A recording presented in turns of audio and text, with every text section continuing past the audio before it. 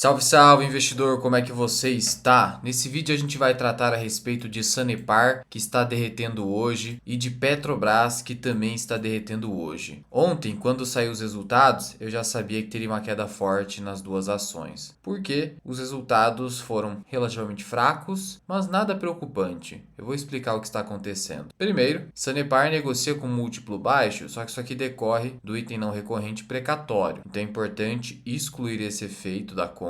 Ainda assim, a ação não está cara, nada muito preocupante, apesar de estar abaixo do meu preço teto para aportes. Mas vamos entender aqui, olhando com cuidado para o resultado trimestral. Se você simplesmente olhar para essa queda enorme do lucro líquido, você poderia pensar, putz, o lucro caiu quase 30%, que resultado horroroso. Mas você precisa olhar com cuidado e não simplesmente manchete ou a capinha aqui do release trimestral. Entenda o que está acontecendo, para você tirar suas conclusões mais acertadas. Senão, você vai fazer cagada. A dívida da empresa está no mesmo patamar, 1,7 vezes dívida líquida sobre EBITDA. Então, dívida ficou com o mesmo patamar do mesmo período ano passado. Nada, putz, que merda. Não, tranquilo. Em termos de receita de água, teve aumento, assim como receita de esgoto. Só receita de serviços que teve queda, mas é a menor parte. Sendo assim, na prática, a receita operacional cresceu. Então, a empresa cresceu em termos de receita, beleza? Até mesmo em receita operacional líquida depois das deduções que são os impostos em cima da receita, COFINS e PASEP. Custos e despesas operacionais cresceram 14%. Aqui teve um crescimento alto. Mas o que aconteceu? Vai linha a linha aqui no que aconteceu. Isso é muito importante. Note o seguinte, despesa com pessoal, que é um gasto muito importante, teve o quê? Decréscimo, porque foi de 424 milhões no segundo trimestre de 2024 e aqui foi de 379, menos 10, ou seja, controle de custo, tá? Materiais, queda também, ó, gastou menos de 80 milhões e no mesmo período do ano passado 81 milhões. Energia elétrica, menos gasto, olha a eficiência aqui. Então cuidado, vai olhando. Serviço de terceiro subiu um pouco, nada preocupante, compensado bem por esse decréscimo de pessoal e materiais e energia elétrica. Depreciação e amortização está fora do controle da empresa, não tem efeito caixa, beleza. Perdas na realização de crédito, aí teve um aumento importante, mas o que eu quero te mostrar é o seguinte, tá vendo aqui, ó, provisões para contingências, menos 113 milhões. No mesmo período do ano passado, a gente teve 66 milhões de ganho. Então aqui a diferença foi enorme. É quase 200 milhões de diferença, que impactou no lucro líquido, impactou total. Fora isso, tudo dentro da normalidade. Mas aí você vai me perguntar, Luan, o que é essa provisão para contingência? Principalmente de cunho trabalhista. Então você vai aqui nesse item que nos interessa. Provisões para contingências, aumento de 270%. Vamos lá. Provisão complementar e novas ações trabalhistas de 53 milhões de reais, envolvendo hora extra, sobreaviso, sindicato, descanso semanal remunerado, integração salarial do Vale Alimentação e outras verbas, ó, mais 54 milhões aqui, movida pela construtora Itaú, relativa a um reequilíbrio econômico-financeiro de contrato de obra. Sabe o que é isso aqui? Isso aqui é em contrato de licitação, a empresa pede reequilíbrio, reajuste. 18 milhões referente à atualização dos valores provisionais em ações cíveis, tá? São provisões de processos judiciais. A empresa nem perdeu isso aqui ainda, é que ela já provisionou. Então, viu? Isso aqui é recorrente? Acontece todo trimestre? Não. E também não tem certeza que ela vai perder todo esse dinheiro. Ela provisionou. Igual o banco provisiona inadimplência, é isso aqui. Fora isso, foi tudo dentro da normalidade. Na verdade, a empresa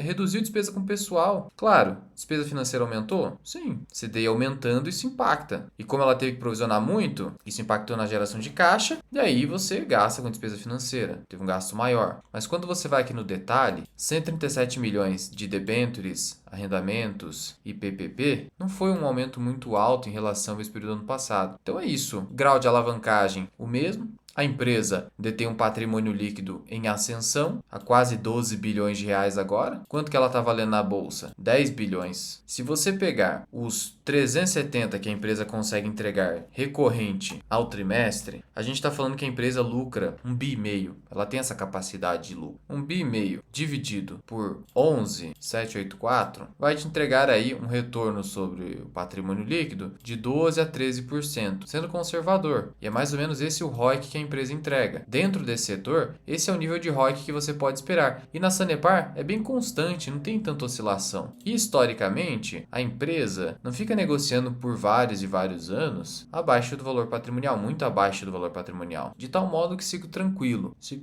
Saiba diferenciar queda quando é circunstancial e quando é estrutural. Esse problema aqui nesse resultado trimestral é estrutural na empresa? Não, ao contrário do Banco do Brasil, que o Banco do Brasil tem que enfrentar um problema da perda elevada da qualidade de crédito da sua carteira. Não é o caso da Sanepar, que provisionou ali principalmente para processos trabalhistas e de reequilíbrio econômico-financeiro. Sobre Sanepar é isso, tá? Circunstancial. Agora a Petrobras, e aí? A queda foi mais forte. Inclusive, devolvendo todos os ganhos que eu acumulei, meu preço médio é R$30 aproximadamente. Negocia com múltiplo PL bem baixo, no valor patrimonial da ação, diante de toda a correção que teve. Apresentou um dividend yield que decepcionou o mercado. Um dos motivos foi esse, mas o principal não. Foi um yield de 2,2%. Mas o que eu quero dizer é o seguinte, presta atenção aqui só nesse destaque. Queda no EBITDA, 7%. Queda no lucro líquido, 2%. Aqui a comparação é em relação ao primeiro tri. Aí vamos dar uma olhada aqui no detalhamento. Olha só, preço do Brent, que é o barril do petróleo. No primeiro trimestre, ele estava $75. Caiu para 67. E no ano passado estava quase 85. Então só esse movimento aqui já era de se esperar uma queda no resultado e no retorno sobre o capital empregado.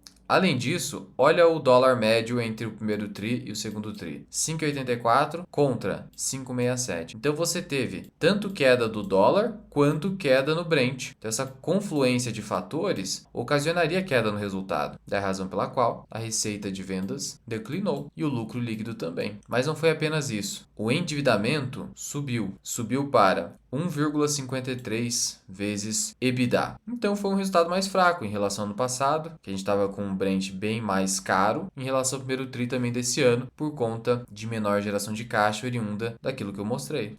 Outro detalhe negativo, maiores despesas operacionais. Só que essas despesas do segundo tri estão em linha com a despesa que foi reportada no segundo tri de 2024. E aí quando a gente compara no semestral, a alta foi de 4,5%, em linha ali com o IPCA. Então, também não é nada muito grave, considerando que é uma estatal. Mas aí, olha o que acontece. Fluxo de caixa livre, que é quando eu desconto os investimentos, teve uma queda substancial. Então, aqui que pegou muito. Isso sinaliza pra gente que, além da dívida aumentar, a empresa teve que desembolsar muito dinheiro com despesa de capital, CAPEX. Então, eu diria o seguinte, que essa porrada em Petrobras hoje decorre do quê? Só da fraqueza de resultado? Eu diria que não, porque já está esperado, né? Todo mundo já sabia que o Brent estava mais barato, que o dólar também caiu. A verdade é que o fluxo de caixa livre foi baixo, por conta de um capex alto, e um dividendo também abaixo do esperado, com um consequente aumento da dívida. Só que o dividendo mais baixo deve ser mais baixo mesmo para conter um pouco do endividamento. Então olha só, capex de 4,4 bilhões de dólares, 9% superior ao primeiro tri. Muita coisa, né? Então, de fato, esse foi o principal ponto negativo no resultado da Petrobras. Isso aqui é ruim. E o mercado é traumatizado com investimentos ruins que a Petrobras faz ou fez historicamente sob gestão estatal, ainda mais esse governo. Então hoje existe uma desconfiança, não sem razão, na gestão do governo. A Petrobras é uma empresa excepcional. O negócio é excepcional. Um dos menores lifting cost, custo de extração do mundo. Uma petrolífera que entrega um ROI, vamos lá, se ela entrega pelo menos 6% no trimestre, multiplica por 4. É uma empresa que entrega um ROI ou um ROIC de 24%, extremamente rentável. O problema é a gestão que não é boa, não é das melhores. E aí agora o mercado está vendo a gestão ruim do Banco do Brasil. Então Banco do Brasil, Petrobras são negócios muito bons. O problema é o quê? A gestão atual. E eu estou falando a verdade, essa gestão atrapalha a rentabilidade da empresa. O lucro da empresa seria maior, por exemplo, se a gente estivesse praticando a paridade internacional de preços, como na gestão anterior. Ainda assim, a empresa é barata, é rentável, tem o gatilho de crescimento, que é a margem equatorial, mas gestão deixa a desejar. A gente segue com cautela, mas nada para debandada. Eu não estou vendo isso. Nada para debandada. Cuidado com os ruídos, narrativas. Não é porque a ação desabou dessa forma que virou um lixo. O nível de rentabilidade ainda é alto. Poucas empresas entregam um nível de rentabilidade superior a 20%. Poucas. E esse nível de alavancagem financeira está abaixo da média aí do setor. Já foi muito pior no passado. Problema, liquidez corrente, né? Tá baixa e isso atrai necessidade de menores dividendos, ainda mais com esse CAPEX em ascensão. Então, basicamente é isso. Resultado fraco, mas nada para se desesperar. Um CAPEX muito alto, petróleo em queda atrapalha e a empresa não faz reajuste. Assim, quando cai, é menos pior para a Petrobras do jeito que ela está operando hoje. Agora, quando sobe, é ruim para acionista de Petrobras porque ela não reajusta imediatamente, ela demora um tempo, tem um delayzinho. Então é bom para a Petrobras quando cai, que ela mantém o preço anterior. Agora, quando o petróleo sobe, é ruim para a Petrobras porque o delay também atrapalha a rentabilidade. Isso é ruim, viu? E isso o mercado com certeza precifica. Mas, sem me alongar demais aqui, em resumo, essa queda de Petrobras até que é justificada, mas no curto prazo. A longo prazo, os fundamentos da empresa não se deterioraram, assim como Sanepar. Ainda mais Sanepar, que a gente viu que foi só provisão. Lembrando que eu comento resultados de diversas empresas, principalmente aquelas da minha carteira, escrevo relatórios de análise ali na comunidade FMI, onde eu tenho meu treinamento Formação Mirai Investment. Em um só lugar você tem os meus cursos, relatórios de análise, vídeos que eu publico para os membros, você tem passo a passo para escolher ações, fundos imobiliários, planilha de aposentadoria, planilha de preço teto de ações e fundos imobiliários e todos os insights que eu publico diariamente na comunidade. Por uma assinatura que cabe no seu bolso e que você pode cancelar a qualquer momento, sem burocracia. Conheça a comunidade FMI e os seus benefícios no link da descrição e no primeiro comentário fixado. Agora, se eu pretendo aportar nessas ações, isso eu só revelo para os membros da comunidade. Afinal, eles pagam por esse serviço. Mas, eu já disse, não é nada desesperador que está acontecendo. Qualquer dúvida ou sugestão, deixe aqui embaixo e eu te vejo no próximo vídeo.